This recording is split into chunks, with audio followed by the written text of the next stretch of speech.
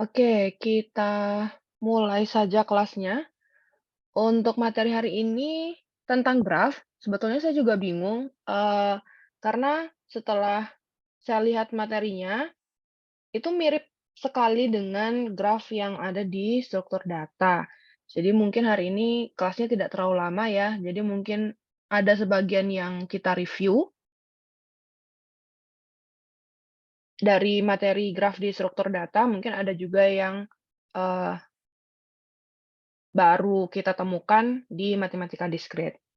Oke, kita mulai saja kelasnya karena sudah lebih 10. Saya buka dulu. Assalamualaikum warahmatullahi wabarakatuh. Selamat sore semuanya. Waalaikumsalam warahmatullahi wabarakatuh. Selamat sore, Bu. Oke, selamat sore, heeh. Semoga dalam keadaan sehat sore hari ini. Oke, kita langsung saja untuk graf. Mungkin awalannya sama ya karena memang, materinya mirip. Jadi untuk graf ini, seperti ini, hampir sama ya, seperti yang sudah kalian lihat di PPT-nya graf struktur data minggu lalu. Jadi graf itu memang digunakan untuk merepresentasikan objek-objek diskrit dan hubungan antara objek-objek tersebut. Contohnya yang paling sederhana yaitu peta dari satu daerah ke daerah yang lain. Kemudian ini sejarah graf juga sudah ya kita bahas di minggu lalu di materi mata kuliah yang berbeda. Untuk sejarah graf, eee untuk mengatasi problem jembatan Koningsberg pertama kali tahun 1736, di mana dari pembangunan jembatan ini ada 2 yang dimunculkan. Yang pertama kata-kata simpul atau vertex dan kata-kata sisi atau edge. Kemudian ini definisi graf yang paling dasar, di mana graf itu adalah kumpulan dari vertex dan juga edge. Jadi untuk ini ya, V-nya adalah vertex, jadi V ini nanti bisa V1, V2, V3 sampai dengan Vn. Kemudian untuk E atau edge itu nanti bisa E1, E2, E3, E4 dan seterusnya sampai dengan En. Kemudian ini jenis-jenis graf di sini tidak saya, detailkan lagi karena memang sudah kita bahas di struktur data, yaitu graf sederhana, graf ganda, graf semu, graf berarah, dan graf ganda berarah. Di mana untuk sisi graf sederhana itu tidak ada arahnya, artinya tidak ada tanda panah pada graf tersebut, begitu juga dengan graf ganda dan graf semu. Sedangkan graf berarah tentu setiap sisinya punya panah yang menandakan arahnya ke atas atau ke bawah, kira-kira seperti itu ya, jadi ada tanda panahnya. Begitu juga dengan graf ganda berarah. Kemudian sisi ganda atau multiple edge atau parallel edge, untuk graf sederhana dan graf berarah itu tidak diperbolehkan ada multiple edge, sedangkan graf ganda, graf semu, dan graf ganda berarah itu diperbolehkan ada multiple edge. Kemudian sisi gelang atau loop atau kalang apakah diperbolehkan pada graf tersebut? Untuk graf sederhana dan graf ganda itu tidak diperbolehkan ada loop atau kalang atau gelang. Sedangkan pada graf semu berarah dan graf ganda berarah diperbolehkan adanya loop atau kalang atau gelang. Kira-kira seperti itu. Jadi untuk graf sederhana, graf ganda, graf semu, graf berarah, dan graf ganda berarah ini bentuk dan definisinya itu sama persis dengan yang sudah kita bahas di struktur data minggu lalu. Jadi nanti dilihat kalau lupa misalkan graf ganda itu yang seperti apa, sama saja dengan, bentuk atau contoh grafnya itu sama seperti yang ada di struktur data. Kemudian ini lema jabat tangan, salah satu lema yang sering sekali digunakan ketika kita berbicara tentang graf, ini juga sudah dibahas sebetulnya, tapi kita ulang lagi. Untuk lema jabat tangan ini artinya jumlah derajat semua simpul yang ada pada satu graf itu harus genap, artinya 2 kali jumlah sisi pada graf tersebut. Maka dengan adanya lema jabat tangan ini, kita punya satu rumus, yaitu jika G sama dengan V, E, artinya graf itu disusun oleh vertex dan juga edge, maka rumus untuk lemma jabat tangan itu adalah sum dv, artinya degree dari vertex, sama dengan 2 kali edge, 2 kali sisi pada graf tersebut. Kalau kita lihat di contoh, ini kita ulangi lagi bagaimana cara menemukan angka pada graf-graf ini kalau ditanya berapakah jumlah semua simpul pada satu graf. Maka kita bisa gunakan rumus lemma jabat tangan, yaitu 2 dikali E. Jadi kalau ini berarti 2 dikali sisinya ada berapa? Ada 5 ya. 1, 2, 3, 4, 5. Jadi ini artinya, G1 ini punya 10 buah sisi. Kemudian, untuk G2 juga begitu, 2 kali jumlah sisi. Jadi ini tinggal dihitung saja ya, jumlah sisinya ada berapa pada graf ini. 1, 2, 3, 4, 5, maka 2 kali 5 juga. Kemudian untuk graf G3, 1, 2, 3, 4. 2 kali 4 sama dengan 8. Kalau mau dihitung manual juga silahkan, bisa dihitung satu-satu. D1 itu artinya jumlah derajat vertex 1 itu ada berapa, kemudian dijumlahkan dengan jumlah derajat vertex 2, vertex 3, dan vertex 4. Kalau ada 4 vertex, nanti tinggal dijumlahkan. Sama saja dengan kita menggunakan rumus dv sama dengan 2 dikali E.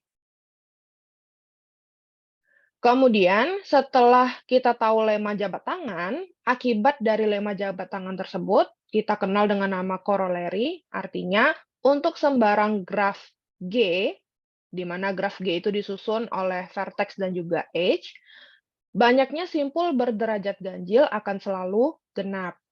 Ini adalah corollary-nya. Maka, seperti yang sudah kita pelajari juga, kalau misalnya ada soal seperti ini, artinya cara kita mengetahui apakah bisa kita menggambarkan graf tersebut jika derajatnya itu seperti ini, maka kita tinggal menjumlahkan apakah hasilnya ganjil atau hasilnya genap. Seperti itu ya. Ini juga masih sama. Berarti untuk yang soal nomor 1, kita jumlahkan 2 tambah 3 tambah 1 tambah 1 tambah 2 sama dengan 9. Artinya kita tidak bisa menggambarkan grafnya itu karena hanya ada 9 simpul, simpulnya ganjil. Kemudian untuk yang B, itu kita jumlahkan juga 2, 3, 3, 4, 4, jumlahnya 16. Karena jumlahnya 16, genap, maka kita bisa menggambarkan sebuah graf dari jumlah derajat simpul tersebut. Jadi salah satu contohnya seperti ini. Ini ada jumlahnya 16 derajat pada satu graf ini. Jadi gambarnya itu terserah ya, yang penting menunjukkan bahwa graf itu punya jumlah derajat 16. Kira-kira seperti itu. Tidak harus seperti ini gambarnya. Kemudian ada contoh soal lain, mungkinkah dibuat graf sederhana 5 simpul dengan derajat masing-masing simpul adalah yang pertama 5, 2, 3, 2, 4, sampai ke D itu 4, 4, 1, 3, 2. Jika mungkin, berikan satu contohnya. Jika tidak mungkin, berikan alasan singkat kenapa tidak bisa kita buat graf 5 simpul dengan derajat tersebut. Jadi untuk penyelesaiannya juga hampir sama ya. Untuk 5, 2, 3, 2, 4, untuk soal mungkinkah dibuat graf sederhana 5 simpul dengan derajat masing-masing simpulnya 5, 2, 3, 2, 4? Jawabannya tidak mungkin. Kenapa? Karena pada derajatnya, masing-masing derajatnya itu ada angka 5, karena kan disuruh membuat graf sederhana 5 simpul, sedangkan ada simpul berderajat 5, maka tidak mungkin bisa membuat graf sederhana. Kemudian yang nomor 2, 4, 4, 3, 2, 3. Nah, ini mungkin karena tidak ada simpul berderajat 5, jadi sangat mungkin kita menyusun sebuah graf sederhana 5 simpul dengan derajat-derajat ini. Kemudian yang ketiga, 3, 3, 2, 3, 2. Nah, di sini tidak ada angka 5, tapi kok tidak bisa kita membangun graf sederhana 5 simpul. Karena di sini kita lihat ada 1, 2, 3. Ada 3 simpul yang berderajat ganjil. Otomatis akan menimbulkan total hasil simpulnya itu nanti juga ganjil. Otomatis kalau ganjil ada satu sisi yang tidak ada terbuka atau tidak ada garisnya. Itu juga disebut kita tidak bisa membangun graf sederhana 5 simpul. Kemudian untuk yang terakhir 4, 4, 1, 3, 2. Nah, ini juga tidak ada 5, kemudian ganjilnya juga cuma ada 2, 1 dan 3 ya yang ganjil. Kenapa tidak bisa kita membangun graf sederhana 5 simpul? Karena simpul 1 dan simpul 2 itu harus bertetangga dengan simpul sisanya. Jadi bisa dibayangkan ketika kita membuat gambar graf, otomatis simpul 1 dan simpul 2 ini kan harus ada tetangganya. Harus ada sisi yang berdekatan dengan simpul tersebut. Nah, berarti yang bisa kita lakukan untuk simpul 1 dan simpul 2 itu kan ada simpul 3 ya. Nah, itu paling tidak ada 2 juga simpul 3-nya. Jadi di sini seharusnya kalau, soalnya 4, 3, 1, 3, 2, maka jawabannya mungkin, tapi karena di sini 4, 4, 1, 3, 2, ada satu simpul yang tidak ada sisinya, garisnya, jadi grafnya itu terbuka, bukan graf lengkap. Nah, itu yang menyebabkan, graf ini tidak bisa simpul-simpul berderajat ini tidak bisa membangun graf sederhana dengan 5 simpul. Kira-kira begitu. Jadi, kalau ada soal seperti ini, tips untuk mengerjakannya, cari dulu apakah misalnya nih 5 simpul ya, berarti kalau ada angka 5 pada, derajatnya, otomatis tidak akan bisa membangun graf sederhana sesuai dengan simpul yang, diketahui. Kemudian lihat apakah, jumlah derajat simpul yang ganjil itu lebih banyak daripada yang genapnya. Kalau lebih banyak, otomatis juga tidak akan bisa. Dan yang terakhir, bisa diilustrasikan pasangannya. Jadi kalau misalnya ini tadi 1, 2, otomatis harus ada simpul yang berderajat 3, sebanyak jumlah yang ganjilnya. Kalau misalnya tidak ada pasangannya, maka contoh seperti kasus 4 ini ya, maka tidak bisa kita membangun graf sederhana 5 simpul untuk soal yang ini. Kira-kira seperti itu. Kemudian untuk lintasan sebuah graf atau pad sebuah graf, itu artinya panjangnya N dari simpul awal ke simpul tujuan di dalam graf G. Artinya kalau kita lihat dari gambar graf 1, graf 2, dan graf 3 ini, jadi contohnya kita ambil graf 1 yang sederhana dulu. Untuk lintasan dari graf pertama ini adalah 1, 2, 2, 4, 4, 3. Itu adalah lintasan untuk graf G1. Panjang lintasannya berapa? Maka tinggal kita hitung ya ada berapa sisi. 1, 2, 3. Maka seharusnya panjang lintasannya ada 3. Jadi dari 1, 2, 2, 4, 4, 3 itu kan ada 3 sisi. Jadi panjang lintasannya ada 3.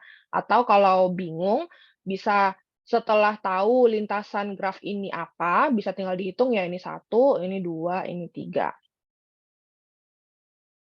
Begitu juga dengan G2 dan G3. Kalau G2, E1, E4, kemudian E5. Juga sama-sama ada 3 ya. Untuk yang multiple edge dan untuk multiple edge seperti ini, itu bisa diambil salah satunya saja. Untuk yang ada loop atau gelangnya, itu bisa dihitung jadi satu pad tersendiri, walaupun dia kembali ke dirinya sendiri. Kemudian untuk G3 itu juga sama, 1, 2, 2, 3, 3, 4. Itu adalah konsep untuk lintasan sebuah graf. Kemudian kita lihat untuk siklus atau cycle, atau disebut juga dengan sirkuit graf. Jadi untuk siklus atau sirkuit sebuah graf itu artinya lintasan pada graf tersebut berawal dan berakhiran pada simpul yang sama. Jadi kalau dia mulai dari satu, terakhirnya juga satu. Kalau mulai dari A, terakhirnya juga A. Kira-kira seperti itu. Jadi di mana titik awalnya, di situ juga titik akhirnya. Itu adalah disebut satu siklus atau satu sirkuit dari sebuah graf. Contohnya untuk G1 di sini, 1, 2, 3, 1. Itu adalah satu sirkuit, atau kalau kita, ikutkan empatnya, berarti kan 1, 2, 4, 3, 1. Itu juga disebut satu sirkuit atau satu siklus. Begitu juga dengan G2 dan G3. Jadi untuk siklus atau sirkuit, agak berbeda konsepnya dengan lintasan atau pet. Kalau lintasan atau pet itu kan, tidak perlu kembali ke awalan di mana N-nya itu kita mulai. Sedangkan kalau siklus atau sirkuit itu harus sama ya. Jadi kalau misalnya ada soal, manakah di bawah ini mungkin, manakah di bawah ini yang merupakan sirkuit suatu graf. Tinggal cari manakah yang awalannya dan akhirannya itu ada pada, titik yang sama. Maka itu disebut, siklus graf. Kemudian untuk graf berbobot atau weighted graph, ini juga sudah kita bahas. Jadi untuk weighted graph ini artinya setiap gambar graf ada angka-angka, di mana angka-angka tersebut menunjukkan bobot dari sisi graf tersebut. Jadi misalnya ini ada angka 10, artinya AE itu bobotnya 10, AB bobotnya 12, EB bobotnya 8, ED 15, DC 14, DB atau BD 11, BC 9. Kira-kira seperti itu. Kemudian beberapa graf khusus, ada yang disebut dengan graf lengkap atau complete graph. Artinya setiap simpul dari graf tersebut punya sisi ke semua simpul yang lainnya. Jadi bagaimana cara kita mengetahui jumlah sisi pada graf lengkap? Itu bisa dengan rumus N, buka kurung, N dikurang 1, tutup kurung dibagi 2. Jadi kalau nanti mungkin ada pertanyaan berapa buah sisi pada graf lengkap yang terdiri dari n buah simpul, maka langsung saja gunakan rumus n dikurang 1 dibagi 2. Kalau n-nya 4, berarti 4 dikali 3 dibagi 2, dan seterusnya. Tinggal dihitung jumlah simpulnya berapa, kemudian itu masukkan ke n, dan hitung itulah jumlah sisi pada graf tersebut.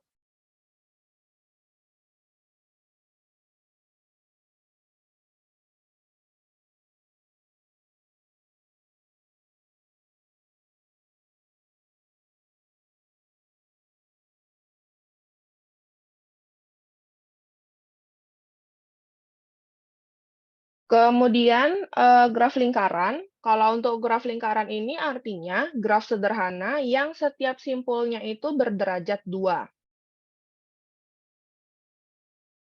Untuk graf lingkaran, itu setiap n simpul akan dilambangkan dengan Cn. Artinya kalau misalnya C2, artinya graf tersebut graf lingkaran yang simpulnya 2. C4, maka simpulnya 4. Kira-kira seperti itu. Jadi nanti bisa dihitung dari jumlah simpulnya apakah graf tersebut adalah graf lingkaran atau tidak. Kemudian graf teratur atau regular graph. Untuk graf teratur ini graf yang setiap simpulnya punya derajat yang sama. Ini juga ada rumusnya. Apabila derajat setiap simpul adalah R, maka graf tersebut disebut sebagai graf teratur derajat R.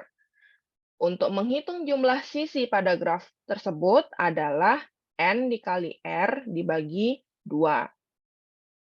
Jadi cari dulu derajat setiap simpulnya berapa, kemudian derajatnya berapa, bagi 2.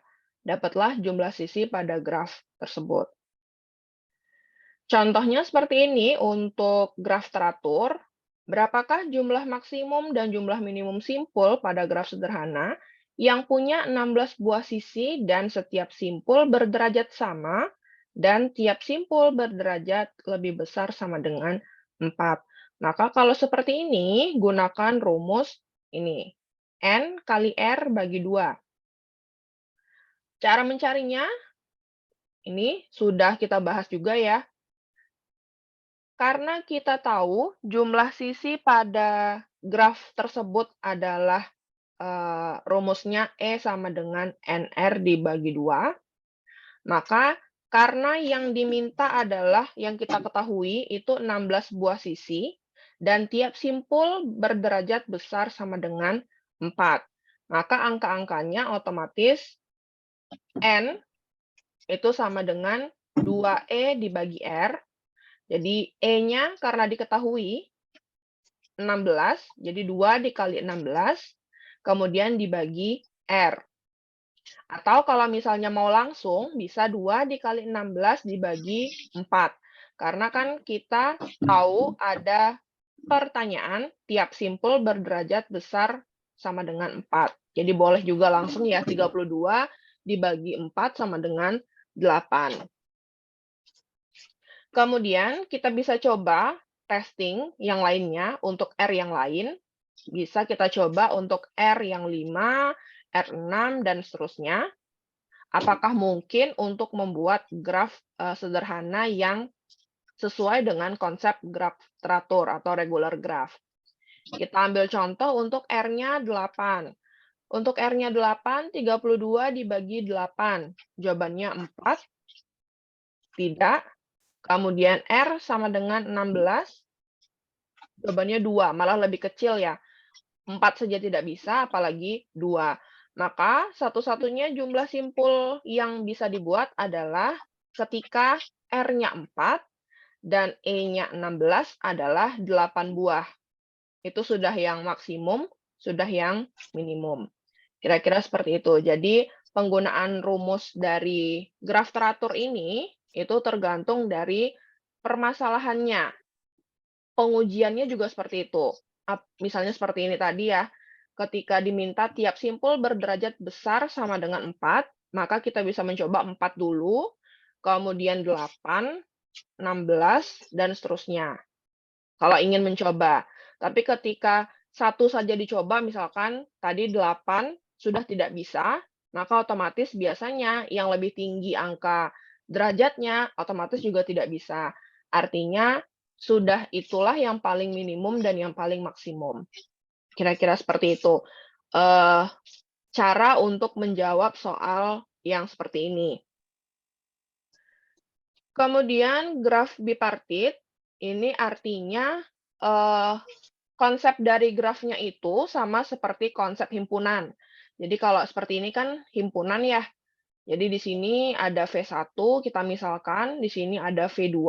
Nah, graf bipartit itu artinya pada V1 ini simpulnya terhubung ke V2. Begitu juga dengan V2.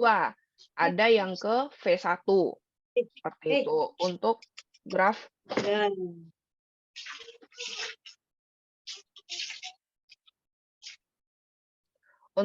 bipartit.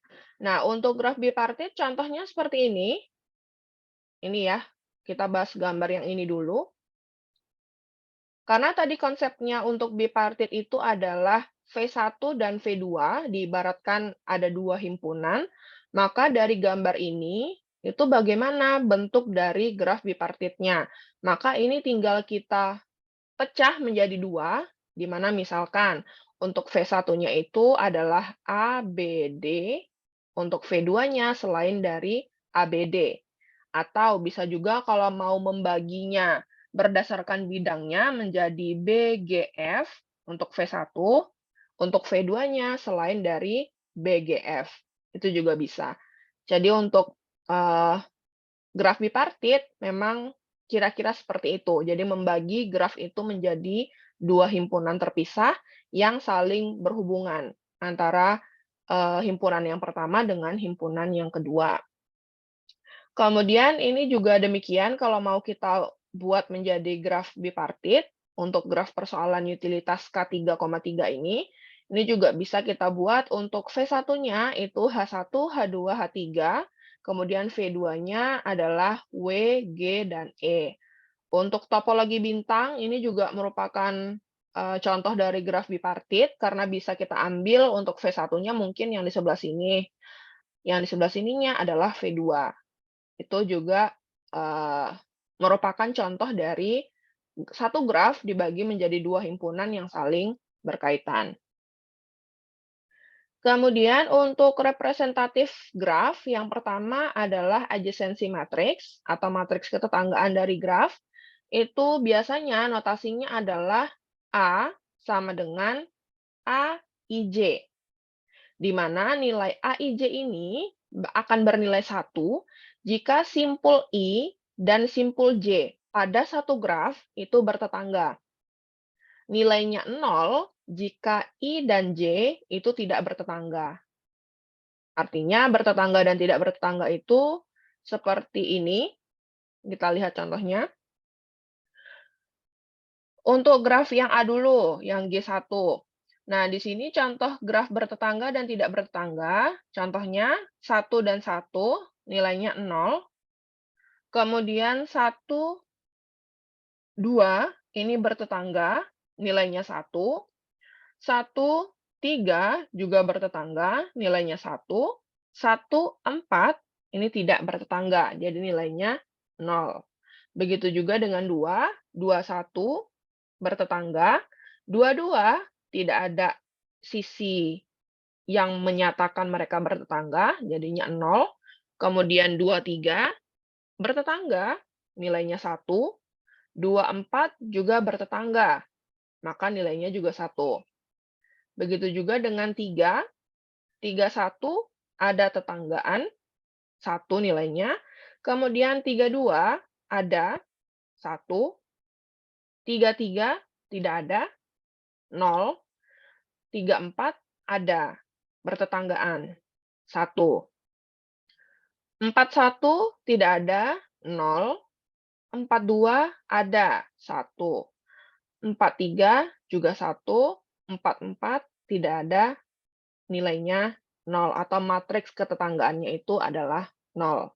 Jadi tinggal mengisi matriksnya itu sesuai dengan gambar grafnya, di mana kalau dia punya sisi atau punya garis yang menghubungkan mereka berdua, nilainya 1, tapi kalau tidak ada garisnya, nilainya 0.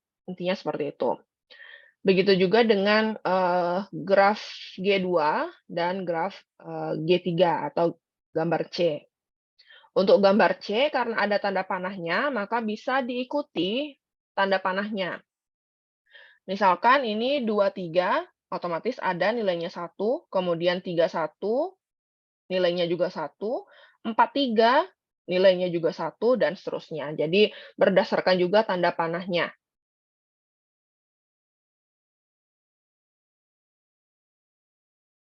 Kemudian untuk derajat tiap simpul, bagaimana caranya menghitung derajat tiap simpul dari graf. Untuk graf tidak berarah yang tidak punya tanda panah, itu derajat V atau verteksnya sama dengan sum dari AIJ. Sedangkan untuk graf berarah, D-in atau panah yang masuk ke simpul tersebut adalah jumlah nilai pada kolom J sama dengan sum dari AIJ. Sedangkan untuk arah panah yang keluar atau di out, itu lihat baris ke I sama dengan sum dari AIJ. Jadi kalau mau kita contohkan sebenarnya hampir sama ya, cuma karena di sini ada bobotnya, jadi bobotnya itulah yang ditulis pada matriks ketetanggaannya. Contohnya BA ya 12, kemudian AE ini 10, kemudian DE 15, dan seterusnya. Untuk yang tidak ada ketetanggaannya, dituliskan boleh dash atau strip ya, boleh juga seperti ini.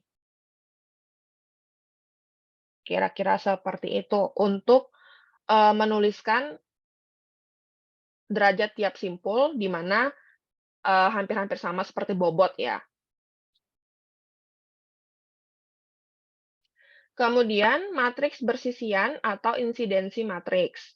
Juga masih sama, kita pakai A sama dengan AIJ. Nilainya 1 jika simpul I bersisian dengan sisi J. Sedangkan kita berikan nilai 0 kalau simpul I itu tidak bersisian dengan sisi J. Kalau kita lihat dari gambar ini, mana sih yang dimaksud dengan bersisian dan tidak bersisian? Kalau kita lihat untuk 1 ke EI, ini ada sisinya ya, maka nilainya 1. Kemudian 1 ke E2 juga ada sisinya yang menghubungkan atau yang terhubung, juga 1. 1 dengan E3, tidak ada satu sisi yang mengatakan mereka berhubungan.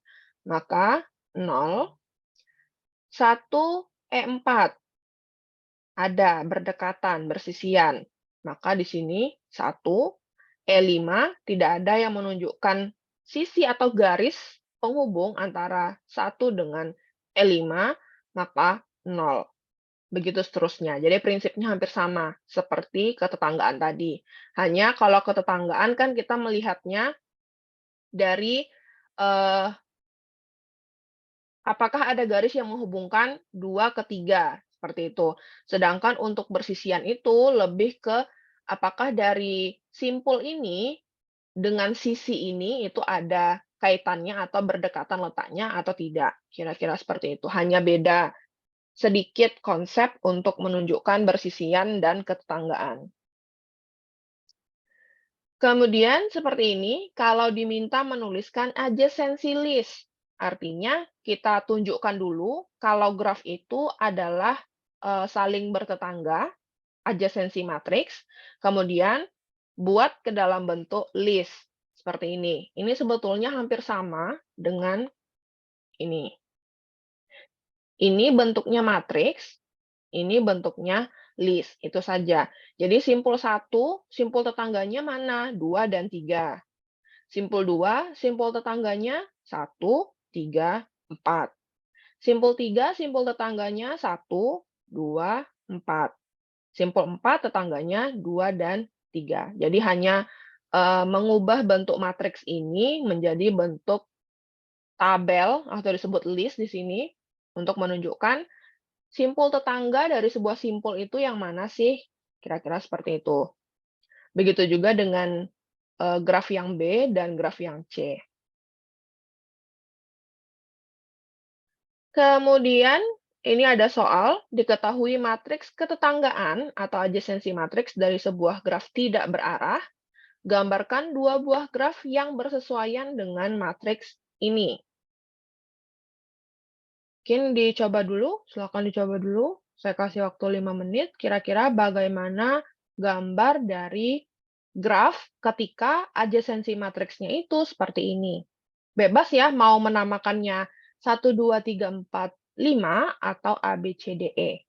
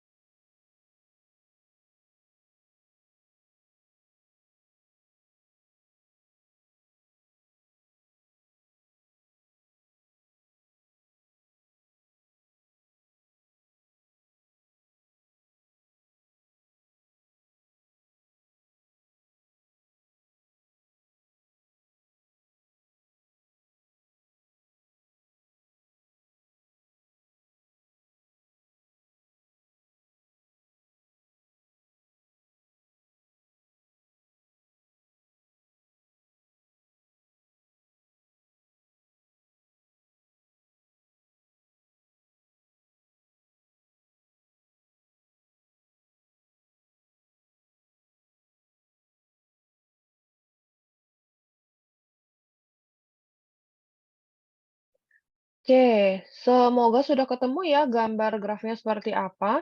Jadi untuk ini, tadi sesuai dengan konsepnya adjacency matrix, satu artinya ada hubungan atau garis antara dua vertex. Kalau nol berarti tidak ada. Jadi ini bisa kita buat satunya itu ada garis, nol tidak ada garis. Jadi kira-kira gambar grafnya bisa seperti ini, atau mungkin ada juga yang menemukan atau menggambarkan graf yang bentuknya lain. Yang penting, satu-satu ini harus terwakili di graf tersebut. Jadi untuk ini, gambar graf ini dan graf ini, kalau kita lihat jumlah vertex dan edge-nya sama, ada loop-nya juga di kedua gambar graf, maka bisa disebut sebagai isomorfik ya. Graf yang bentuknya sama, tapi menggambarkannya itu berbeda. Bentuknya sama itu maksudnya ada vertex dan edge yang jumlahnya sama pada graf tersebut. Ini untuk graf isomorfik, konsepnya dua buah graf yang sama tetapi secara geometri berbeda atau penggambarannya berbeda atau visualisasinya berbeda disebut dengan graf yang saling isomorfik. Nih contohnya, untuk G1 itu isomorfik dengan G2, tapi untuk G1 dan G3 itu tidak isomorfik. Karena apa? Walaupun sama-sama punya 4 ya, 4 vertex, tetapi untuk jumlah edge-nya atau ada yang tidak hilang sisinya pada G3. Contohnya di sini 3, 4 itu punya sisi yang berhubungan, kemudian 1 dengan 4 juga, 2 dengan 4 juga. Jadi untuk isomorfik itu memang, di satu graf ada sisi, di graf yang lainnya itu juga ada sisi. Jadi tidak hanya vertex-nya yang harus sama, tapi edge-nya juga. Kemudian ini gambar untuk graf isomorfik yang lain. Ini disebut isomorfik dengan ini. Untuk yang ini 3 graf ini adalah graf yang isomorfik. Walaupun secara visualisasi berbeda, tapi kalau kita lihat secara vertex dan edge-nya itu sama. Jadi tidak ada graf yang harusnya saling terhubung, tetapi tidak terhubung di gambar graf yang lainnya. Untuk 3 graf ini seluruhnya terpenuhi. Jadi ini kalau kita lihat ini juga tidak ada yang hilang sisinya, begitu juga dengan ini, kalau kita lihat dari gambar 2 gambar graf sebelumnya. Jadi ini untuk graf isomorfik, itu grafnya punya simpul yang sama, kemudian jumlah sisi yang sama, dan jumlah simpul yang sama berderajat tertentu. Jadi intinya, simpulnya sama, sisinya sama, dan apakah secara visual mereka terhubung? Kalau terhubung, maka harus digambarkan juga keterhubungannya itu di gambar graf yang satunya, agar disebut dengan isomorfik. Ini, kalau kita lihat contoh isomorfik yang lain, gambarkan dua buah graf yang isomorfik dengan graf teratur berderajat 3 yang punya 8 buah simpul.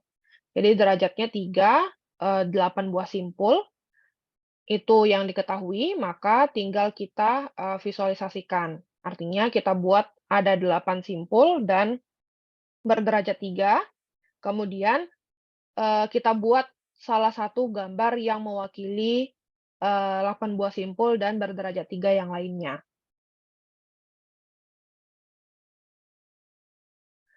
Kemudian graf planar dan graf bidang, planar graf dan plane graf.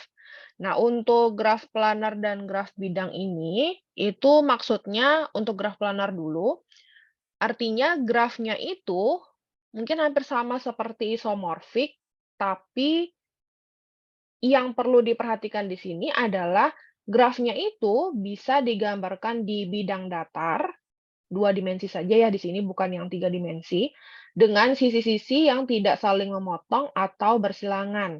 Nah, contohnya ini, kan sebetulnya kalau kita pegang prinsipnya isomorfik, itu kan ini juga sebenarnya bisa dikatakan isomorfik dari sini juga. Jadi ini adalah 2 graf yang isomorfik. Tapi di sini ada yang tambahannya, yaitu sisi-sisinya tidak saling memotong atau bersilangan. Artinya di sini, yang ini itu dibuka dari gambar graf ini, kemudian dipindahkan ke ruang yang lain. Jadi ini dibuka, kemudian digeser, seperti ini jadinya. Nah, ini adalah graf planar. Kalau misalnya dia tidak bisa memenuhi sisi-sisi tidak saling memotong atau bersilangan, maka dia disebut graf tidak planar. Untuk yang ini, otomatis ini adalah graf planar. Kemudian untuk ini, nah ini bukan graf planar atau graf tidak planar. Di mana kalau misalnya ini kita buka, maksudnya salah satu sisinya itu kita buka, masih tetap akan, bersilangan satu sama lain. Seperti ini ya, ini masih bersilangan, jadi ini tidak bisa disebut graf planar, sehingga disebutnya graf tidak planar. Karena ada satu sisi dari graf tersebut yang saling berpotongan. Ini untuk yang graf bidang, artinya graf planar yang digambarkan pada sisi-sisi yang tidak saling berpotongan, itu disebut dengan graf bidang. Jadi di sini kalau kita lihat, ada 3 graf planar. Nah, untuk yang B dan C itu adalah graf bidang. Jadi memang graf bidang dan graf planar ini mirip-mirip, tapi sebetulnya untuk yang memudahkan ya, untuk graf, bidang adalah dia graf planar, tapi dia tidak ada sisi yang saling berpotongan. Kalau ini kan ada sisi yang berpotongan ya di sini, ini berpotongan, 2 sisi ini tidak ada yang berpotongan, ini juga tidak ada yang berpotongan. Ketemu di satu simpul yang sama iya, tapi tidak ada sisi yang saling cross. Ini tidak ada, ini juga tidak ada. Ini ada ini. Ini kan dia berpotongan ya, kira-kira seperti itu. Jadi, kalau pengen cepat berarti graf manakah di bawah ini yang termasuk graf bidang, misalnya seperti itu. Berarti carilah manakah yang termasuk graf planar, tapi dia tidak ada sisi yang saling berpotongan. Berarti itulah yang dimaksud dengan graf bidang. Untuk misalnya pertanyaannya pilihan ganda atau multiple choice ya, untuk graf planar dan graf bidang.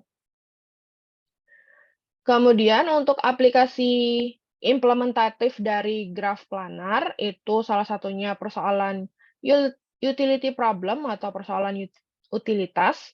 Nah, di sini ternyata kalau kita membahas utility problem itu bukan termasuk graf planar, artinya graf tidak planar ya. Karena kalau kita lihat, ketika dibuka salah satu sisi, masih ada yang saling berpotongan. Ini ya. Jadi disebut bukan graf planar. Bukan graf planar, maka juga bukan graf bidang. Kemudian untuk implementatif lainnya dari graf planar ini adalah integrated circuit. Untuk integrated circuit, ketika kita merancang integrated circuit, itu kan tidak boleh ada kawat-kawat di dalam IC board-nya yang saling bersilangan, karena kalau bersilangan pasti akan menimbulkan inferensi arus listrik. Jadi ada interferensi arus listrik yang akan terjadi kalau ada kawat di board-nya itu yang saling bersilangan. Efeknya apa? Malfunction, artinya error atau tidak bisa nyala ketika nanti IC board-nya itu di-testing. Nah, untuk perancangan kawat ini, itu sesuai dengan prinsipnya graf planar. Jadi tidak boleh ada kawat-kawat di dalam board-nya itu yang saling bersilangan supaya ketika nanti dites tetap nyala, tidak ada error atau malfunction-nya. Kemudian ini, gambarkan graf kiri di bawah ini sehingga tidak ada sisi-sisi yang berpotongan menjadi graf bidang yang bentuknya itu menjadi seperti ini.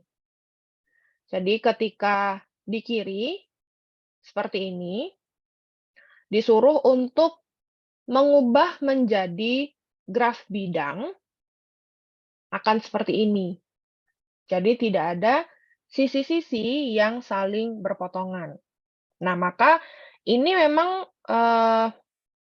tergantung dari bagaimana kita melihat grafnya. Ini hampir sama seperti mungkin kalau yang pernah ikut tes psikotes, tes psikotes yang paling terakhir itu kan itu ya, eee, bidang-bidang juga, bagaimana memutar, bagaimana menyusun. Nah, itu kira-kira graf itu memang teorinya lebih ke arah tes psikotes yang tentang ruang bidang datar itu. Jadi memang ketika diminta untuk mengubah ini menjadi tidak ada yang berpotongan, maka ini kan harus kita bayangkan dulu bagaimana modelnya secara visual, mungkin lebih mudahnya kalau dibayangkan secara 3 dimensi. Jadi di mana nih, sisi simpul yang ketemu antara sisi dan simpulnya atau insidensi list-nya atau matriksnya tadi, sehingga setelah ketemu maka bisa kita buat menjadi graf bidang. Jadi memang ini sulit juga ya saya menjelaskannya bagaimana caranya mengubah ini ke sini. Yang jelas ketika kita ingin mengubah satu graf menjadi graf bidang, otomatis tarik satu sisi keluar dari wilayah grafnya itu, kemudian pastikan dia tidak ada sisi yang saling berpotongan. Kira-kira seperti itu tipsnya. Bagaimana memvisualisasikannya? Sebenarnya kan tidak harus seperti ini juga ya. Jadi kalau nanti ada soal seperti ini, mungkin ada yang jawabannya selain dari sini, tapi dia tidak berpotongan dan memenuhi syarat dari graf bidang dan graf planar, itu seharusnya jawabannya tidak ada masalah ya, jawabannya betul. Ini juga menjadi salah satu bisa dikatakan salah satu strategi juga, karena tadi saya sempat menyebutkan ruangnya diganti, karena kalau kita menarik satu sisi otomatis kan bentuk grafnya akan berbeda ya, ada tambahan, ruang atau wilayah yang terpakai. Jadi kalau mau misalnya kita ingin menyelesaikan graf ini menjadi graf ini, bisa dengan ini, sisi-sisi pada graf bidang membagi bidang datar menjadi beberapa wilayah atau region, atau disebut dengan face atau muka. Jadi untuk bidang ini ketika kita, lihat dari sudut pandang yang lain, itu sebetulnya sama saja seperti ini, dan ini bisa kita buat atau kita bisa kasih kode ini R1, R2, R3, R4, R5, dan R6. Untuk R6 ini juga termasuk, eee, wilayah atau region ya, karena kita kan sekarang ingin menjadikannya sebuah graf bidang, di mana ada satu tidak boleh ada sisi-sisi yang saling berpotongan. Maka di sini juga harus dikasih kode R6, karena nanti ketika kita menarik satu sisinya keluar supaya tidak ada yang berpotongan, itu kan kita butuh wilayah lain untuk bisa kita taruh sisinya tadi, supaya dia tidak berpotongan. Jadi makanya di sini juga dikodekan R6. Kemudian hubungan antara jumlah simpul, jumlah sisi, dan jumlah wilayah pada graf bidang itu ending-nya adalah rumus Euler. Rumus Euler yaitu N dikurang E plus F sama dengan 2. Jadi kalau kita lihat di sini untuk gambar ini, kalau kita hitung dengan rumus Euler untuk membuat satu graf bidang baru, maka ini kan E-nya ada 11 ya. Jumlah sisinya 1, 2, 3, 4, 5, 6, 7, 8, 9, 10, 11. Kemudian N-nya 1, 2, 3, 4, 5, 6, 7. Kemudian, jumlah wilayahnya ada R1, 2, 3, 4, 5, dan 6. Ada 6 ya. Maka kalau kita masukkan ke rumus Euler, N dikurang E plus F sama dengan 2, 7 dikurang 11 minus 4 plus 6 sama dengan 2. Jadi sesuai dengan rumus Euler juga ternyata. Maka seharusnya untuk yang seperti ini itu bisa kita ubah menjadi satu graf bidang. Karena rumus Euler-nya juga terpenuhi. Misalkan seperti ini, graf sederhana planar memiliki 24 buah simpul, masing-masing simpul berderajat 4. Representasi planar dari graf tersebut membagi bidang datar menjadi sejumlah wilayah atau muka. Berapakah banyak wilayah yang terbentuk?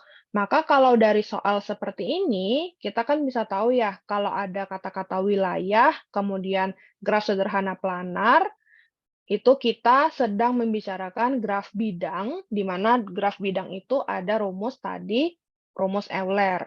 Maka, karena yang diminta adalah berapa banyak wilayah yang akan terbentuk ketika kita ada 24 buah simpul, simpulnya derajat 4, maka tentu yang sekarang kita cari adalah F-nya. Karena F merepresentasikan jumlah wilayah, tinggal masukkan 24 buah simpul, simpul berderajat 4, cari F-nya. Maka di sini jumlah simpulnya 24, jumlah derajat seluruh simpul kita dapatkan 24 dikali 4, seluruhnya ada 96. Kemudian kita punya rumus lemma jabat tangan, jumlah derajat sama dengan 2 kali jumlah sisi. Karena sekarang kita punya jumlah derajat seluruh simpulnya 96, maka yang kita butuhkan adalah jumlah sisinya, sehingga E sama dengan jumlah derajat dibagi 2, jadi 96, kita bagi 2, dapat jumlah sisinya itu ada 48, maka kita tinggal masukkan ke rumus Euler, N dikurang E plus F sama dengan 2, F sama dengan 2 dikurang E dikurang N ditambah E. Ini ya, kalau ini kita pindahkan ke kanan, 2 dikurang N ditambah E. Maka 2 dikurang 24 plus 48. Jumlah sisi ya. Sama dengan 26. Artinya ada 26 wilayah yang akan terbentuk dengan 24 buah simpul dan 48 sisi. Jadi lumayan kompleks ya gambar grafnya. Kalau disuruh menggambarkan grafnya, otomatis harus ada 26 R sampai R26, kemudian simpulnya 96, dan sisinya yang menghubungkan ada 48. Simpulnya 24, derajatnya yang 96 ya. Kemudian ketidaksamaan Euler. Tadi kita sudah tahu rumus Euler, sekarang ketidaksamaan Euler. Ada rumusnya lagi. Pada graf planar sederhana terhubung dengan F buah wilayah, N buah simpul, dan E buah sisi. Artinya kalau E buah sisi ini berarti kan E-nya itu harus lebih besar dari 2 ya. Untuk bisa menghubungkan satu simpul kan butuh 2 sisi. Selalu berlaku E kecil sama dengan 3N dikurang 6. Jadi inilah yang disebut dengan ketidaksamaan Euler.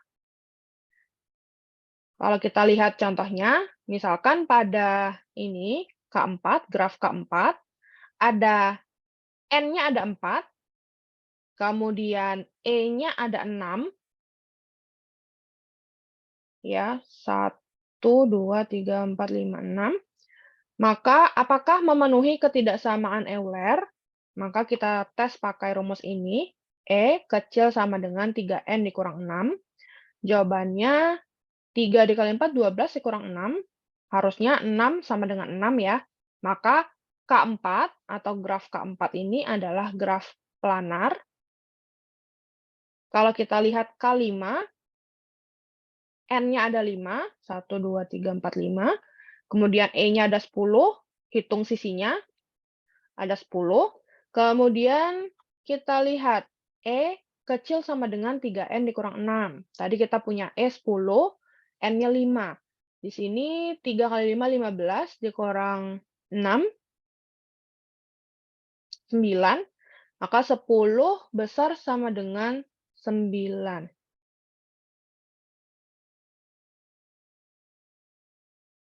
Maka K bukan graf planar. Untuk K33 juga sama. Ini itu ya utilitas problem, graf utilitas, permasalahan utilitas juga sama. Tinggal dicari N-nya berapa, kemudian E-nya berapa, dimasukkan ke ini, notasi ini. E kecil sama dengan 3N dikurang 6.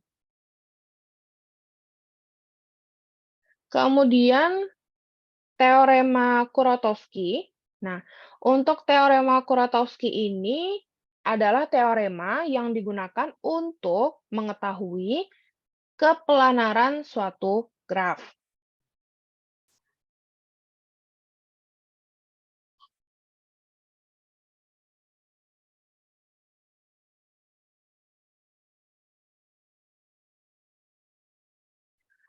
Sifat-sifat dari suatu graf Kuratowski adalah yang pertama, kalau kita punya dua graf Kuratowski adalah graf teratur, maka disebut dengan sudah menjalankan teorema Kuratowski. Jadi, kalau ada dua buah graf teratur,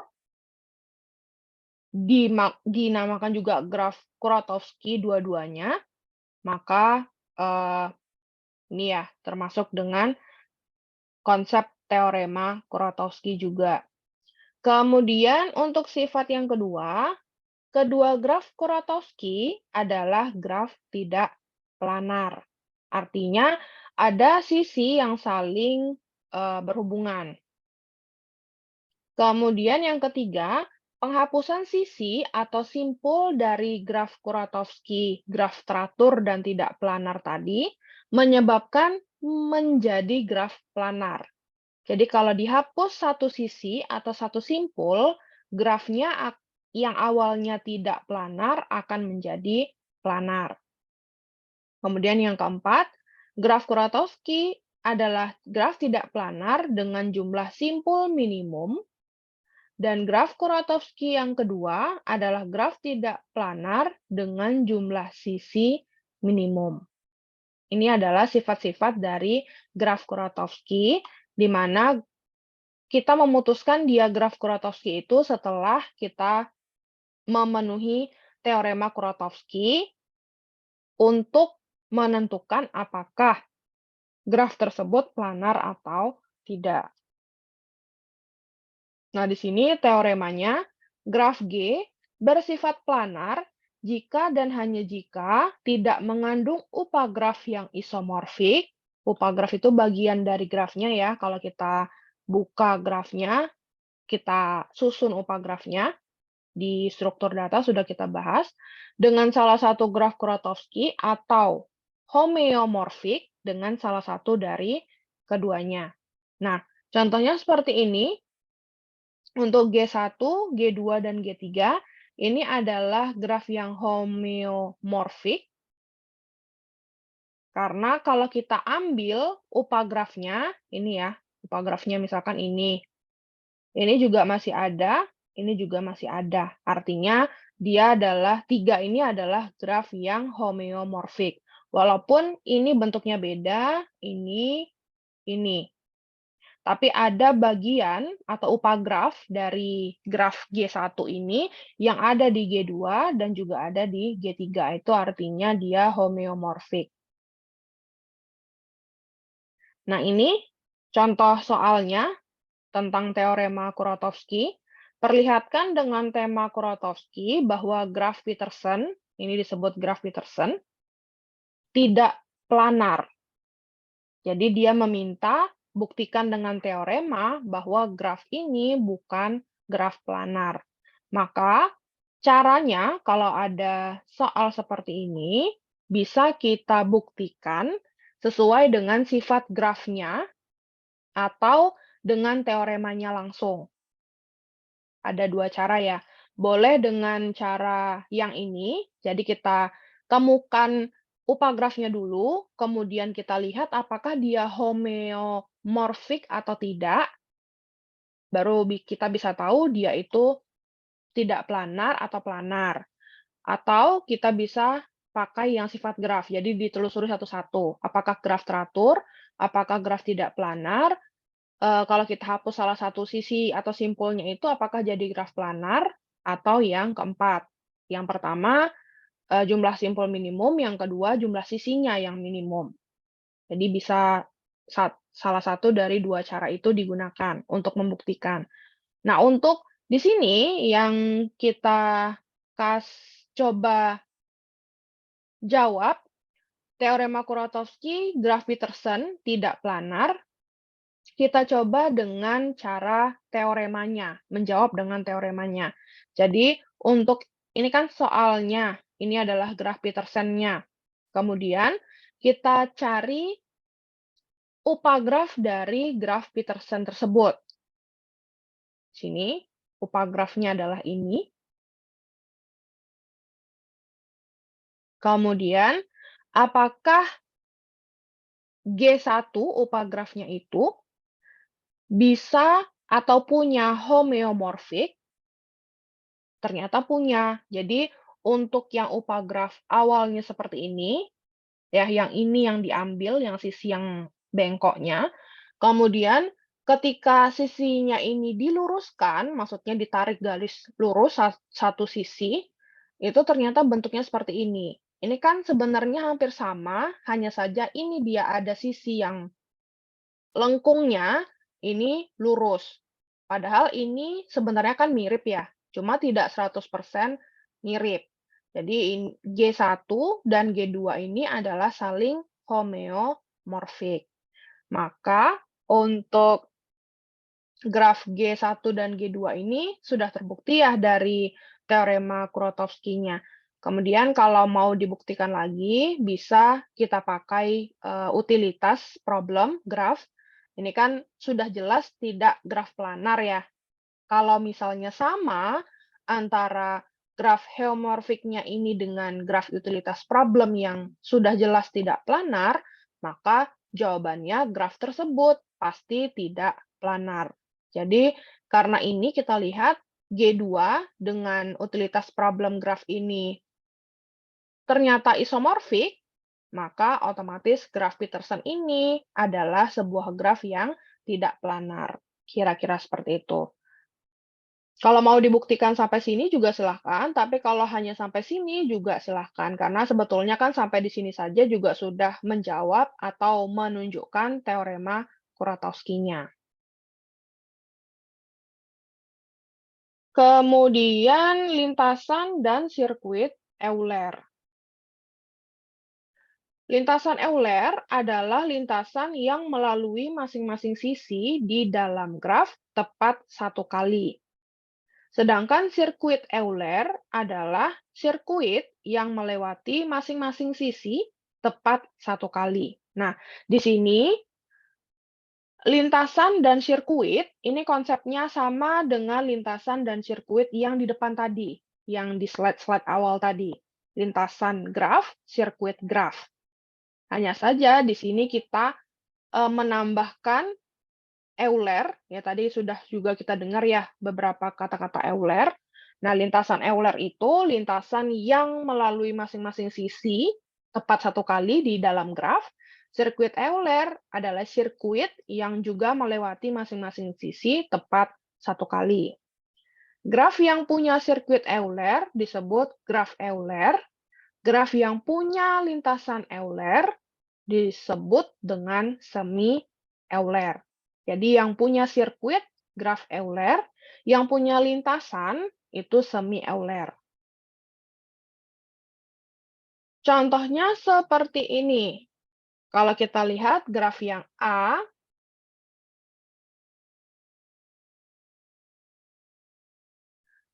apakah punya lintasan dan punya sirkuit?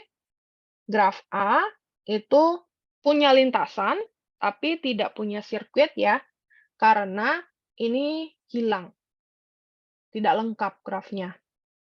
Jadi ini hanya punya lintasan, begitu juga dengan, B, ya, B juga ini tidak ada, jadi ini juga disebut, eee, punya lintasan saja, tapi tidak punya sirkuit.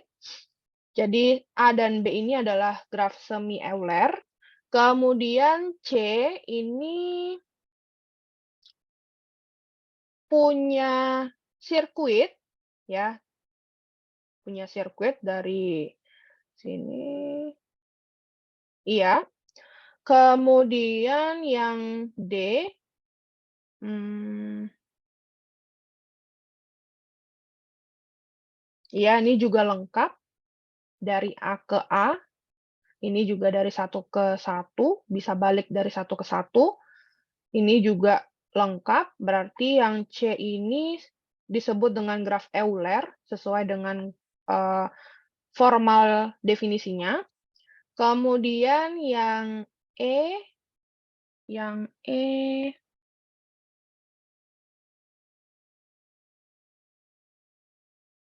kalau ini bukan graf Euler, yang ini ya ini juga bukan graf Euler dan bukan semi-Euler ya yang ini ya.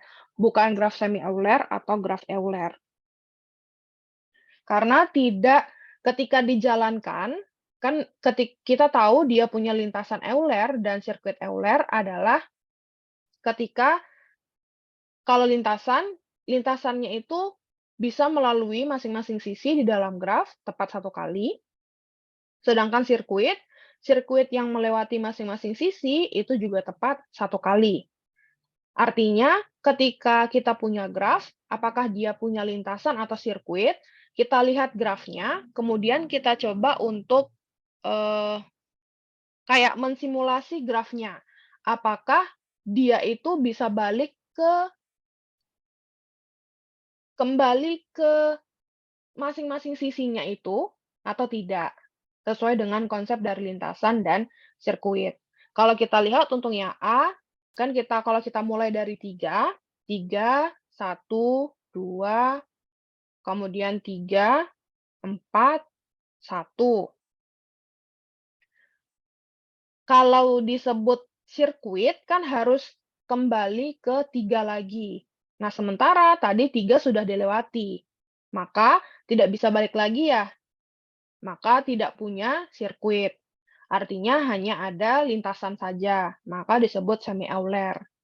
Begitu juga dengan yang C, dicoba 1, 2, 3, jalankan ke 4, kemudian 7, 3, 5, 7, 6, 5, 2, 6, 1. Kembali ke posisinya semula, maka disebut punya satu sirkuit. Disebut dengan graf Euler. Caranya seperti itu. Jadi, mau tidak mau harus cara yang paling mudah ya, memang harus melakukan simulasi apakah graf itu bisa dijalankan dan akan kembali ke simpulnya semula atau tidak, sesuai dengan prinsipnya lintasan dan sirkuit suatu graf. Kemudian ada teorema, untuk graf tidak berarah punya lintasan Euler, jika graf semi-Euler, dan hanya jika terhubung dan memiliki dua buah simpul berderajat ganjil atau tidak ada simpul berderajat ganjil sama sekali. Itu teorema yang pertama. Kemudian yang kedua, graf tidak berarah G adalah sebuah graf Euler, di mana graf Euler itu tadi punya sirkuit Euler ya, jika dan hanya jika setiap simpul berderajat genap. Jadi ini adalah teorema. Biasanya setiap teorema itu Eee, membuktikan sesuatu, seperti tadi ya yang Kuratowski ya.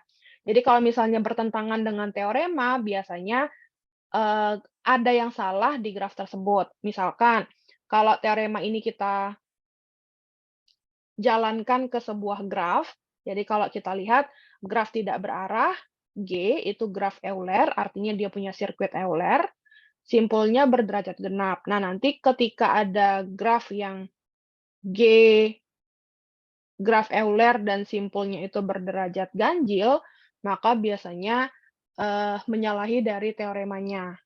Berarti entah itu mungkin tidak punya sirkuit Euler, artinya dia hanya punya lintasan, atau bisa jadi, grafnya itu mungkin berarah, kira-kira seperti itu. Tapi biasanya untuk teorema yang 2 ini jarang ya diminta membuktikan. Yang paling sering untuk graf itu teorema Kuratowski tadi. Jadi teorema Kuratowski dibuktikan untuk, membuktikan kalau graf itu bukan graf, planar. Kemudian ini ada teorema lagi, memang di graf ini banyak teorema ya. Graf berarah G memiliki sirkuit Euler jika dan hanya jika G itu saling terhubung, connected graph, dan setiap simpul memiliki derajat masuk atau degree in, D in, dan derajat keluar, D out yang sama. Sesuai dengan prinsip sirkuit sebetulnya ya, jadi ada D in, ada D out. Untuk simpul yang sama. Jadi misalkan mulainya dari A, harus kembali ke A lagi. Ini kebetulan karena dia graf berarah ya. Jadi tanda panahnya itu harus membuktikan kalau dia keluar dari simpul A, itu juga harus ada tanda panah yang menuju simpul A untuk bisa dikatakan dia itu punya sirkuit Euler. Kemudian teorema yang kedua, G memiliki lintasan Euler jika dan hanya jika G itu terhubung dan setiap simpul memiliki derajat masuk dan derajat yang keluar yang sama kecuali untuk dua buah simpul. Yang pertama punya derajat keluar 1 lebih besar dari derajat masuknya, atau yang kedua memiliki derajat masuk 1 lebih besar dari derajat keluar. Artinya tidak seimbang, berbeda dengan yang A tadi. Kalau yang A tadi di mana mulainya di situ berhentinya.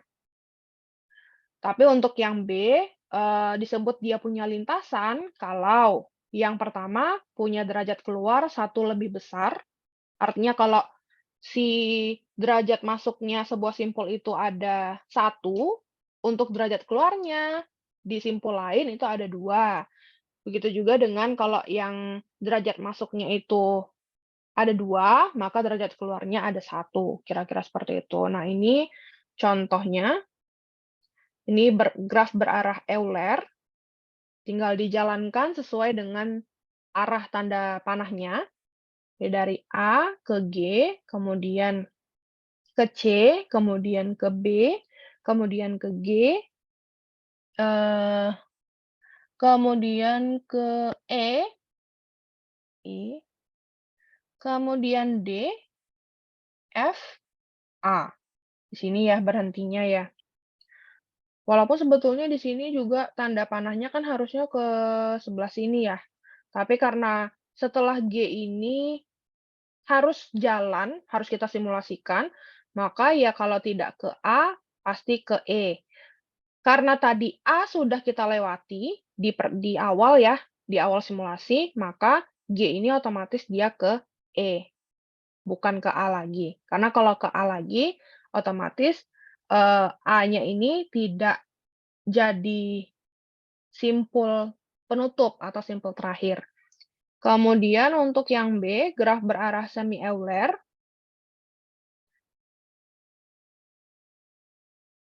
D, A, B, kemudian D, C, B. Ya, berakhirnya di B, mulainya di D, maka dia hanya punya lintasan, bukan sirkuit. Kemudian untuk C, D, C, DA, AB, BC, ya. Nggak ada lintasan, nggak ada sirkuit ya, karena tidak memenuhi konsep dari lintasan maupun sirkuit sebuah graf. Kemudian lintasan dan sirkuit Hamilton. Untuk lintasan Hamilton, artinya lintasan yang melalui setiap simpul yang ada di graf itu hanya satu kali. Kemudian sirkuit Hamilton adalah sirkuit yang melalui tiap simpul di dalam graf tepat satu kali, kecuali simpul asal sekaligus simpul akhir yang akan dilalui sebanyak 2 kali. Iya sih, betul ya, karena kalau kita mulai di A, kalau sirkuit kan harus berakhir di A, artinya, simpulnya itu dilalui 2 kali atau lebih dari sekali. Kemudian yang terakhir, graf yang memiliki sirkuit Hamilton dinamakan graf Hamilton, sedangkan yang hanya punya lintasan disebut dengan graf semi Hamilton, hampir sama seperti Euler tadi ya. Contohnya ini untuk graf A, 1, 2, 3, 4, 3, 2, 1, 4. Ya, ada satu lintasan yang mungkin bisa dilalui ketika disimulasikan grafnya. Kemudian untuk yang B, 1, 2, 3, 4, 1. 3, 1. Ya, juga hanya ada satu lintasan saja. Kemudian yang C, karena sisinya kurang, otomatis tidak bisa kita jalankan ya 1, 2, 2, 3-nya, maka otomatis tidak punya lintasan, tidak punya sirkuit. Jadi untuk yang C, itu grafnya bukan graf Hamilton maupun semi Hamilton. Untuk yang, eee, A dan B-nya itu adalah graf semi Hamilton, karena hanya punya lintasan, tidak sirkuit. Nah, ini adalah contoh, graf Hamilton. Jadi untuk yang A, dodekahedron Hamilton. Kemudian yang B, graf yang mengandung sirkuit Hamilton atau graf Hamilton ya. Jadi untuk yang di bold itu adalah yang menunjukkan sirkuitnya, di mana mulainya dan akhirnya itu bisa dilalui lebih dari sekali. Jadi dari dodekahedron ini, inilah sirkuit Hamilton yang bisa dilalui sehingga dodekahedron ini menjadi graf Hamilton, kira-kira seperti itu. Memang memang akhirnya tidak dilalui semua ya. Ini kan buktinya ada yang, tidak berwarna bold.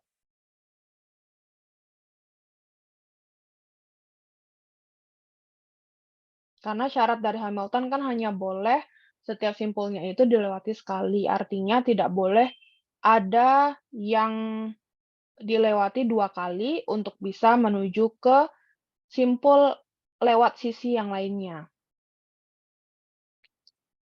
Ini teorema untuk Hamilton. Graf sederhana G dengan N besar sama dengan 3 simpul adalah graf Hamilton bila derajat tiap simpul paling sedikit, yaitu N dibagi 2.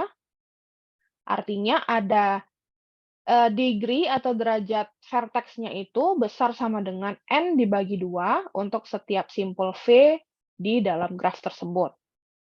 Kemudian teorema kedua, setiap graf lengkap adalah graf Hamilton. Artinya, ketika kita tahu ada gambar graf lengkap, gambar graf lengkap itu bisa dilihat di awal-awal tadi atau di PPT-nya struktur data, ada graf lengkap. Nah, graf lengkap adalah graf Hamilton, artinya dia punya sirkuit Hamilton. Jadi mulai dan berakhirnya di simpul yang sama. Kemudian teorema yang terakhir, di dalam graf lengkap dengan N buah simpul, N-nya besar sama dengan 3, terdapat N kurang 1 faktorial dibagi 2 buah sirkuit Hamilton. Jadi, kalau diminta ada berapa buah sirkuit Hamilton yang terbentuk dari graf berikut ini, maka tinggal pakai rumusnya. N dikurang 1 faktorial dibagi 2. Itulah jumlah sirkuit yang terbentuk dari graf tersebut. Tinggal berapa buah sih simpulnya, kemudian dikurangkan 1 di faktorialkan dibagi 2.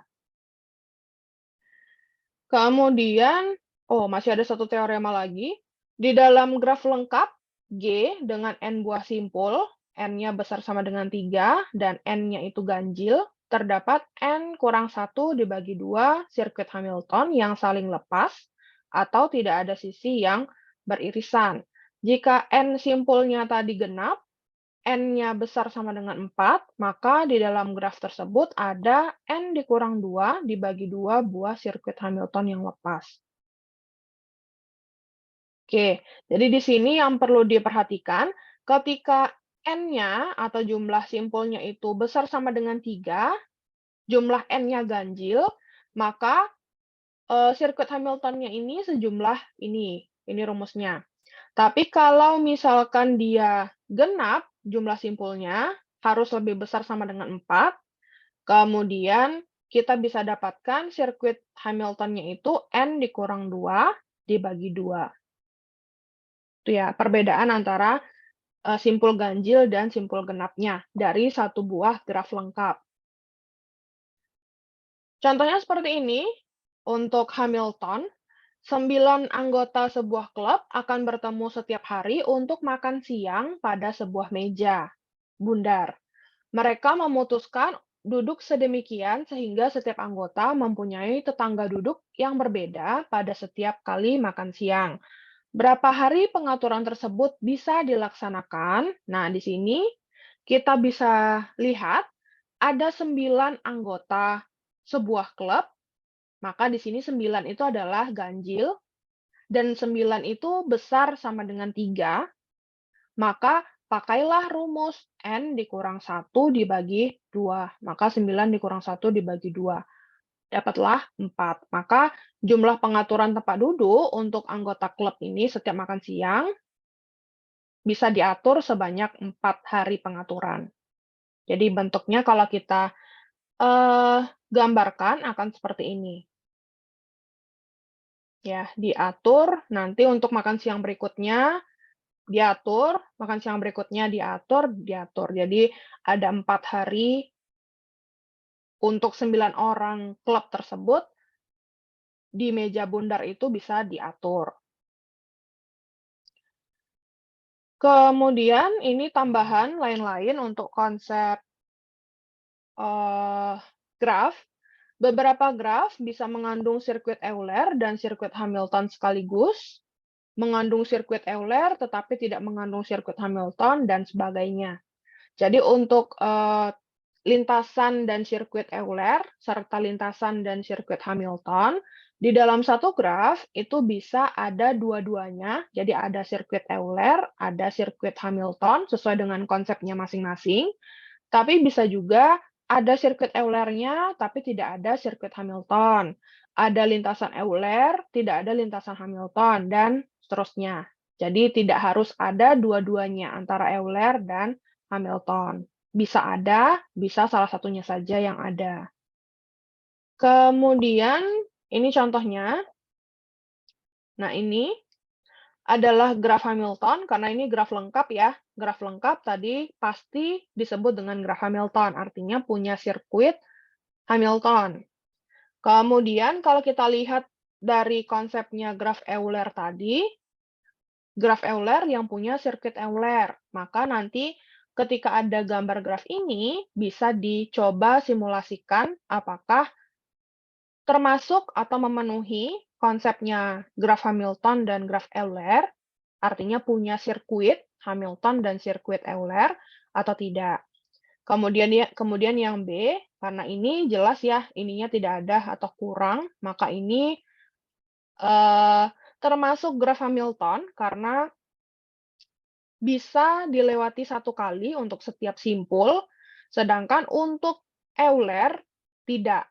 Jadi punya sirkuit Hamilton, tapi tidak punya sirkuit Euler. Berarti semi-Euler ya. Maka di sini disebut graf Hamilton sekaligus graf semi-Euler. Nah, ini adalah contoh pertanyaan aplikatif untuk graf. Sini seperti maze ya. Gambar di bawah ini adalah denah lantai dasar sebuah gedung. Apakah dimungkinkan untuk kita berjalan melalui setiap pintu di lantai gedung tersebut hanya satu kali saja? Jika boleh, maka kita mulai dari pintu yang mana untuk bisa keluar dari gedung tersebut?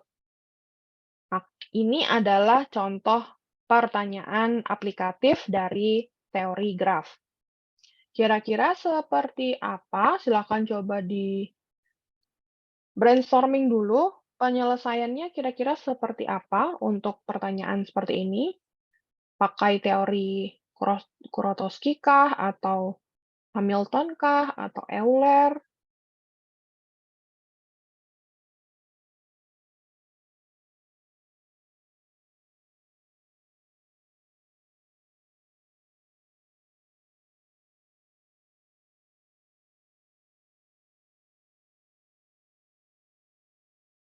Kita kan harus tahu dulu ya, mana yang kita anggap sebagai sisi, mana yang kita anggap sebagai simpul atau vertex.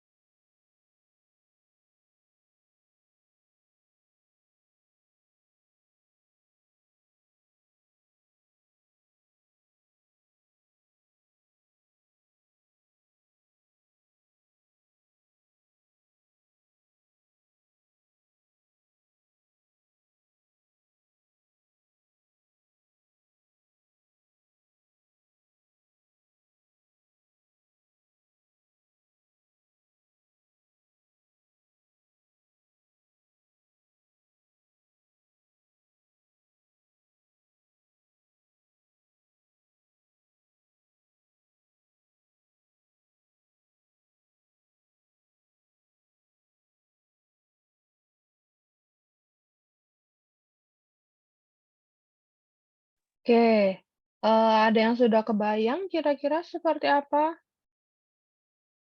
Bisa tidak? Izin bertanya, Bu, Mhm mhm, itu pintu yang di luar nih, mhm, itu harus dilewatin juga atau iya, harus juga ya? Oh, mhm, siap. Sama Bu, kalau ini kan pintu yang di luar kan ya Bu, mhm mhm, misalkan pintu yang di kanan bawah nih, mhm, paling kanan bawah tuh, itu mhm. bisa nggak dia terhubung sama pintu yang di kiri atas, kayak mutar lewat luar gitu? Oh, boleh boleh boleh. Boleh? Yang penting Oh, hanya dilewati satu kali.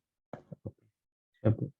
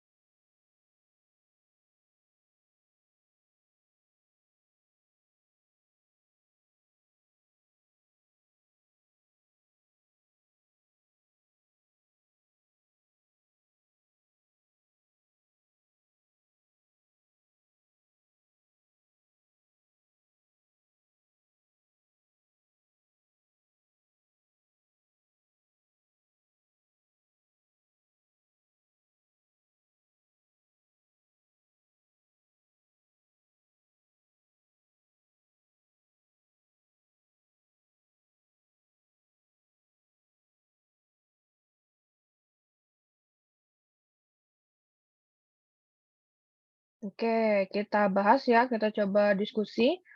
Eee, Kira-kira di sini kalau dari gambar ini, sudah tahu ya yang mana simpul dan yang mana sisinya? Ya Bu. Harusnya sudah ya, karena ini bisa kita ibaratkan kalau kita mau gambar graf, sisinya yang mana, kemudian simpulnya yang mana.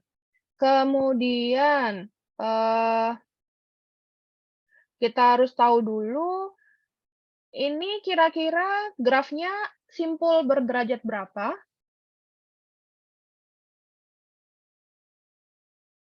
Ganjil atau genap?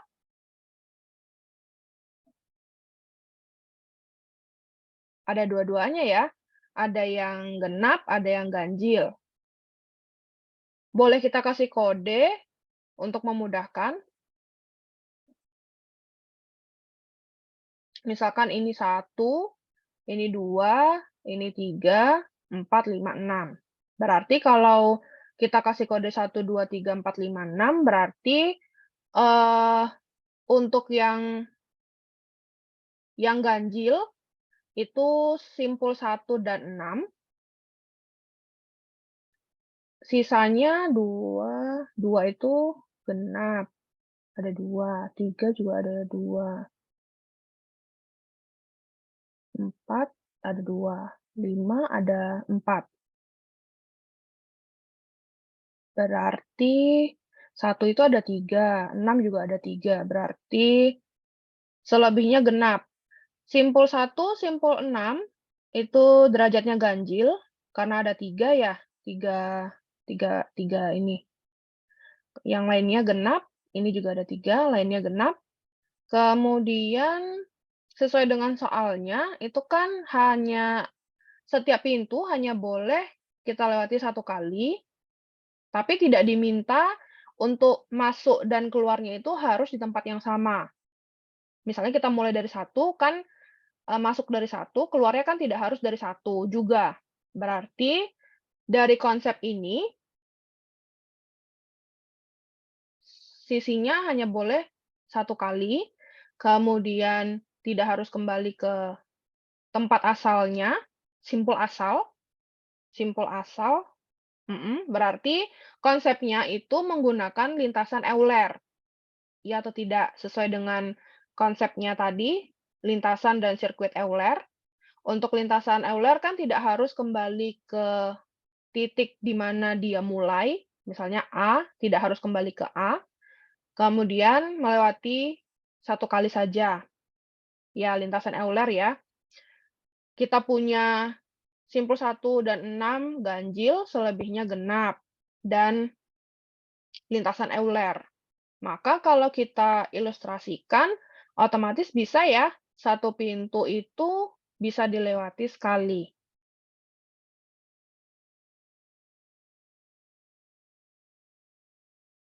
Jadi kalau kita masuk dari pintu 1, kemudian ke pintu 4, kemudian 5, dan 5 itu keluar dari bawah, bisa ke pintu 6.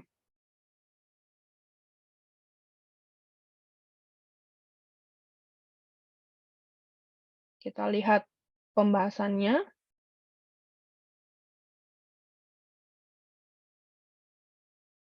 Ini ya, pintu hanya boleh dilewati sekali. Lintasan Euler. Ya, berderajat ganjil juga tadi sudah kita dapatkan. Nah, kira-kira seperti ini ya, ilustrasi untuk bagaimana masuk dan keluar dari gedung dan pintu gedung tersebut. Seperti ini ya.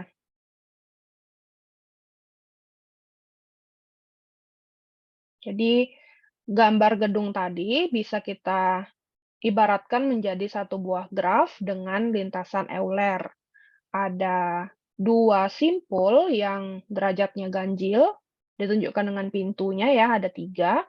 Kemudian yang lainnya ada simpulnya itu genap.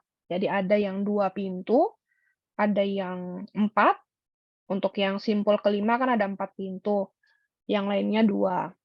3 ada 2, 2 ada 2, 4 juga ada 2. Maka, setiap pintu bisa dilewati sekali, sesuai dengan lintasan Euler.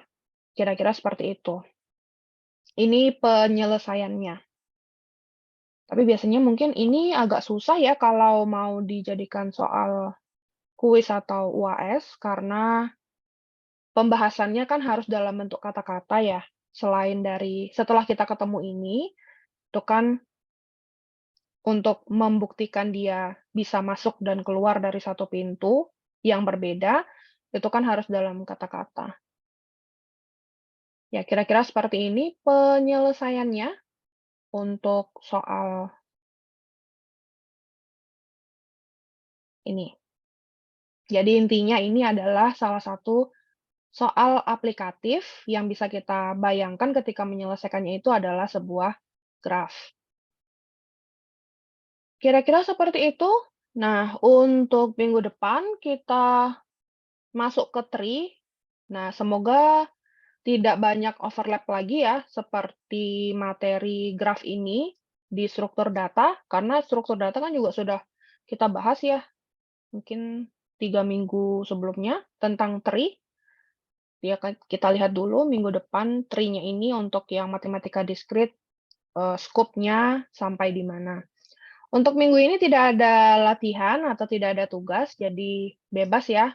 Minggu depan mungkin ada latihan, karena graf ini lebih banyak konsepnya sebetulnya. Jadi silahkan dipahami saja untuk teori graf ini, manakah yang dimaksud dengan graf berarah, matriks ketetanggaan, insidensi matriks, kemudian teorema Kuratowski, isomorfik, homeomorfik, kemudian lintasan dan sirkuit Euler, lintasan dan sirkuit Hamilton. Kira-kira itu untuk skopnya graf. Masing-masingnya ada perbedaan, walaupun perbedaannya sebetulnya sedikit-sedikit saja ya, antara misalkan isomorfik dengan homeomorfik, itu upagraf dengan homeomorfik, itu juga perbedaannya tidak terlalu drastis. Kemudian Euler dan Hamilton juga seperti itu. Kemudian lema jabat tangan dan korolerinya. Itu saja untuk minggu ini tentang graf. Untuk minggu depan kita masuk ke tree. Ada yang mau ditanyakan? atau tidak ada? Oh ya, absen sudah saya buatkan di e-learning, jangan lupa diisi. Saya set sampai jam 6 sore, jadi jangan ada yang lupa absen. Kalau tidak ada, saya akhiri kelasnya, jadi masih ada sebetulnya 1,5 jam lebih ya. Silahkan pergunakan waktunya sesuai dengan keperluan masing-masing. Kita ketemu lagi minggu depan. Saya tutup kalau tidak ada pertanyaan. Assalamualaikum warahmatullahi wabarakatuh. Terima kasih, Bu. Waalaikumsalam warahmatullahi wabarakatuh. Terima kasih, Bu. Terima kasih, Bu. Ya, sama-sama.